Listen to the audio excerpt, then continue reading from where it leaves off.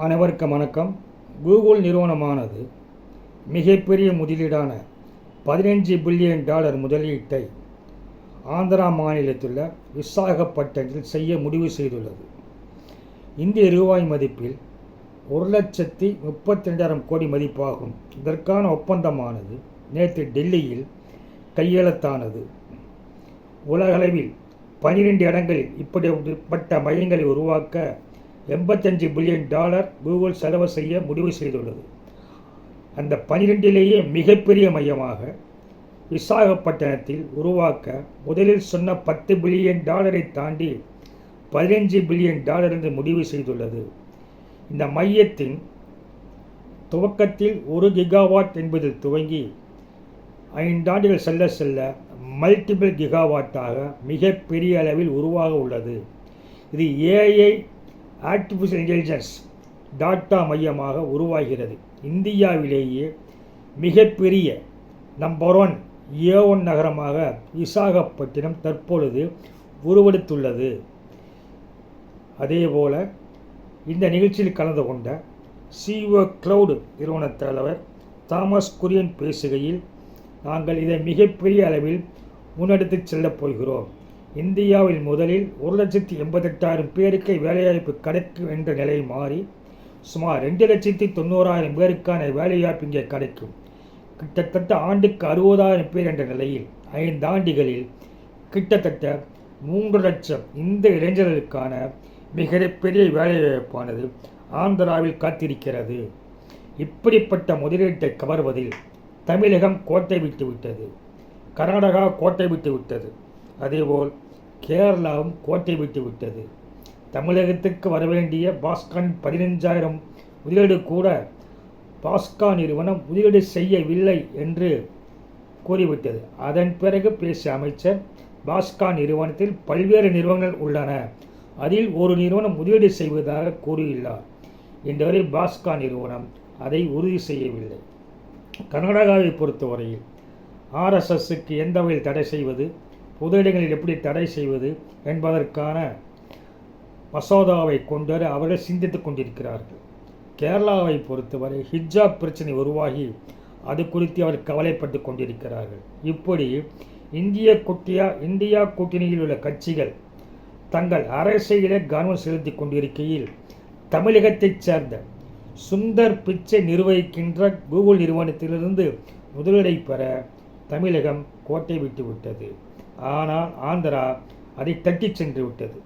காரணம் என்னவென்றால், ஆந்திரா முதல்வர் சந்திரபாபு நாயுடு தான் முதலில் ஒருங்கிணைந்த ஆந்திர பிரதேசில் ஹைதராபாத் நகரத்தை சைபர் சிட்டி என்ற அளவுக்கு உயர்த்தினார். அப்பொழுதே இங்கு ஆரக்கிள், மைக்ரோசாஃப்ட் மையங்களை அங்கே உருவாக்கினார்.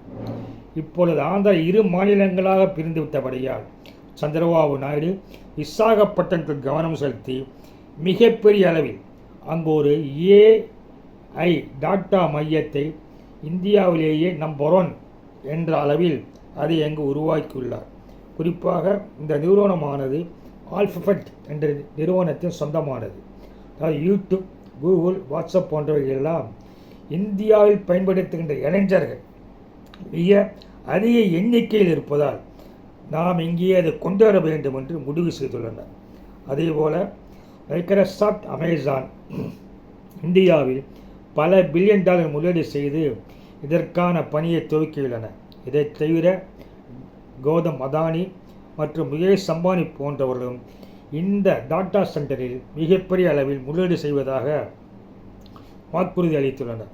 இது முக்கியமான கவனிக்க வேண்டியது என்னவென்றால், அதிபர் ட்ரம்ப் இந்தியாவில் இறக்குமதி செய்யப்படுகின்ற பொருளுக்கு அமெரிக்காவில் 50% வரி விதித்துள்ளார்.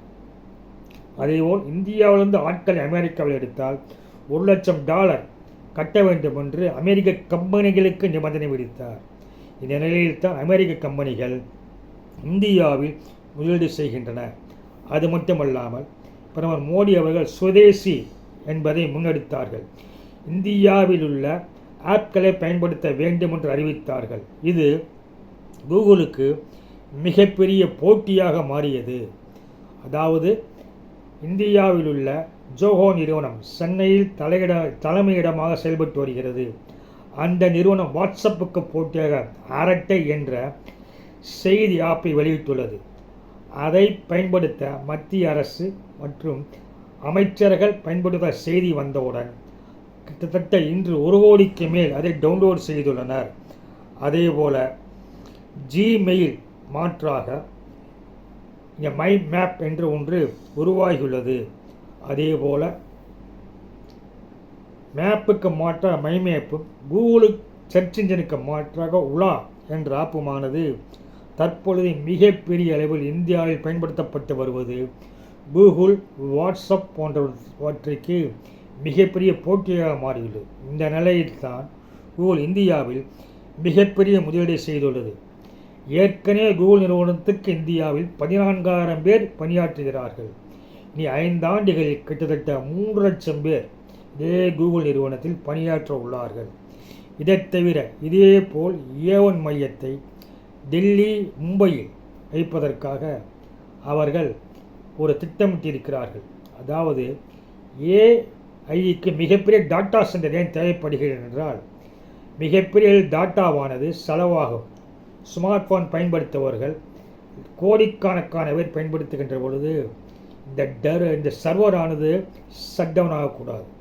அதற்காக கோடிக்கணக்கான சிப்புகளை இணைக்கின்ற ஒரு மிகப்பெரிய மையமாக முதலில் 1 கிகாவாட்டில் விசாகப்பட்டினத்தில் உள்ள மையம் துவங்கி ஒவ்வொரு வருடமும் மல்டிபிள் கிகாவாட்டாக மிகப்பெரிய வளர்ச்சி அடையப் போகிறது.